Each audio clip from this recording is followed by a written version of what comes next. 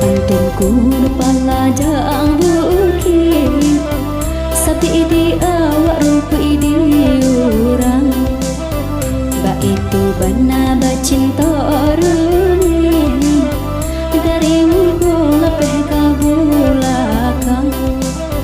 Yo bedo sabana bedo akhirnya malah behau Yo rumi sabana rumi bana dan menyambut Sapantunku pala jang bukit Sapi di awak rupa di orang Ba itu benar bacinta